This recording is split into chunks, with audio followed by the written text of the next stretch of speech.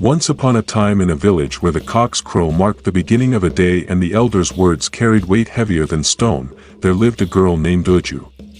Her father had once been a great hunter, a man who walked into the forest with a bow and returned with game so large even the elders gave thanks. They said he could track an antelope by a single cracked leaf, that he never missed a shot. But one rainy season, he vanished. He kissed Uju's forehead, shouldered his quiver, and stepped into the trees. That was the last time she saw him. They said a leopard claimed him. Some whispered it was a spirit. But no one brought him back. Her mother, worn thin with grief, followed in her own way. One quiet dusk, she drank from the bitter calabash. In that village, to take your own life was not sorrow, it was shame. The elders gathered beneath the iroko tree, their faces carved in judgment. The spirit of death follows this child, they said. Let her go, or misfortune will come for us all. And so Uju was banished. No relative stepped forward. No friend clung to her. She walked alone toward the forest's edge, her feet aching, her silence louder than any protest. At the border where trees grew thick and wild, she built a small hut with shaking hands, palm fronds for walls, bamboo for support. She survived on roots, wild berries, and whatever the forest was kind enough to leave behind. Her voice shrank. She spoke only to the wind, sometimes to the stars. In the village, mothers pulled children away from her path. Men spat at her shadow. But Uju didn't argue. She didn't curse them. She blamed her fate and luck. In the flickering light of her small fire, she would whisper to her mother, asking why sorrow was something the living had to carry alone, why her mother had decided to leave her alone in this cruel world.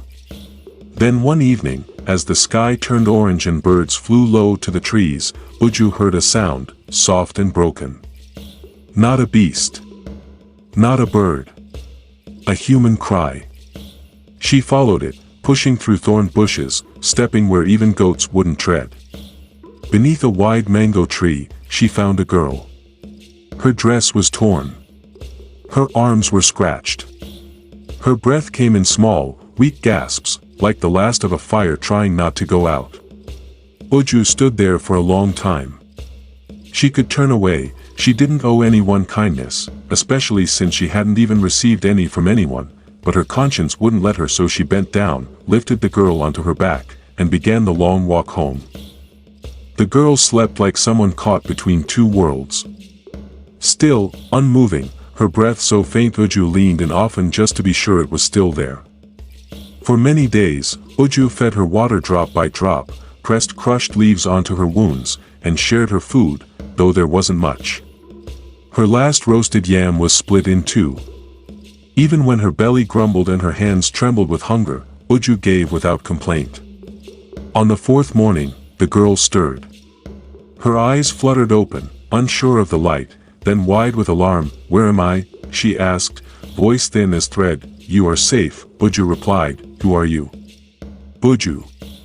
I found you under the mango tree." The girl stared at her, eyes flickering with something deeper than fear, recognition. "I am Princess Ada," she said. "Daughter of King Okoye." Uju froze. The same king whose council had cast her out.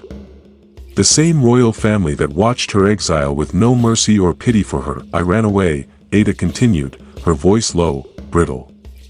"My stepmother wanted me dead. She planned to send some guards to kill me and marry her daughter to the Prince of Amuro. I overheard them.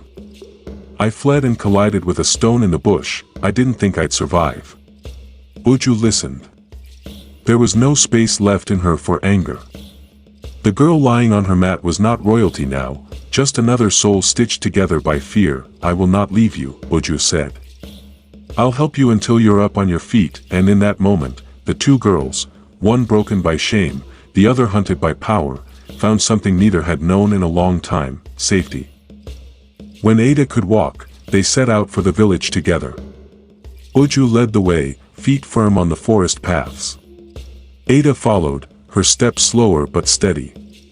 Her royal beads were gone, her shoes lost to the bush, but her chin was lifted. She walked like someone who had made it through fire. At the village gate, the guards spotted them. One raised his spear, alarm on his face. But before he could speak, the king appeared. His robe was wrinkled, his eyes sunken, his voice rough from nights without rest. "Ada," he cried and stumbled forward. She ran to him. He dropped his staff and wrapped her tightly in his arms. "Where were you?" "We searched the rivers, the hills, every path. I was saved," Ada said softly. "By her." She turned. All eyes followed. Uju stood still, barefoot, in a wrapper faded from too many washings, her arms by her side. Her eyes didn't lower, but they didn't rise in defiance either. "The cursed one," a guard muttered. "No," Ada said clearly. "The brave one. She carried me when I could not walk. She kept me alive." The king turned to Uju, studying her, this girl they had cast out like a sickness. His voice dropped. "Thank you, child." The crowd gathered quickly. Curiosity turned to confusion. Whispers became words. The king raised his voice. "We were wrong. We feared what we did not understand. But this girl is not cursed. She is the reason my daughter still lives." And though no drums beat yet, something shifted in the air. Something old began to break. The king declared a feast. Yams were pounded until the mortars shook. Goats were roasted over open fires. The women sang songs of gratitude, wrappers hitched up as they danced in bare feet.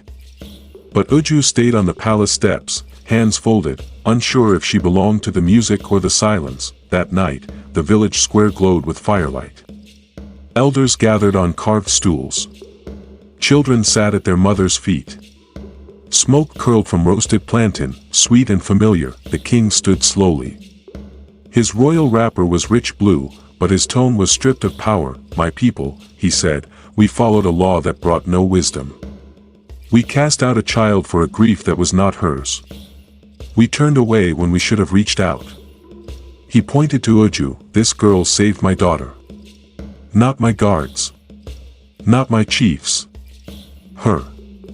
The square went quiet. He turned to his men. "Bring her forward." Uju stepped into the open space, her heart loud inside her chest. The firelight danced on her face. Then, before anyone could speak, the king knelt. Gasps rippled through the crowd. "I wronged you," he said. "And today I make it right. From this moment, no child shall carry the shame of their parents' choices. That law is no more." A few elders nodded. Someone clapped. Then a voice rose. "Let her live among us again." Before the cheer could grow, a messenger arrived, carrying a carved box. "A gift," he said, "from the Prince of Amuro." He heard the princess was found. Inside was a necklace, gold and coral, glowing like sunrise. The king nodded. "We will thank him. But it is not Ada who saved herself." He turned back to Uju. "If you will stay, this palace is your home. A compound of your own. Teachers, land. Whatever you wish." Uju bowed her head. Not in shame. Not in fear. But in quiet strength. Ada took her hand. "Sister," she said. And the curse once tied to Uju's name slipped quietly away, undone not by magic, but by truth. Uju stayed in the palace, not as a stranger, not as a pity guest, but as a family member, well cared for. Her hut by the forest now stood empty. Sometimes, she thought of going back. But the walls had gone soft, the mat was damp, and the fire pit had filled with leaves. It no longer felt like home. In the palace, she ate until her belly was full. She bathed in water that smelled of lemongrass. Her wrapper was no longer torn. Her hair was combed by soft hands that sang as they worked, yet, she moved carefully, like someone still learning not to flinch. She swept her own space. She answered when spoken to. She smiled, but rarely first. Ada teased her often. "You're not in the bush anymore," she'd say, pulling her into the courtyard. "You're my sister now." And slowly, Uju began to believe her.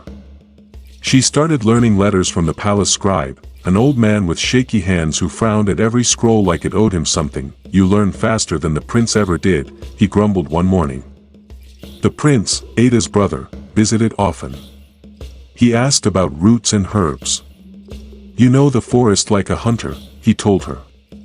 "Our best men don't find the leaves you do."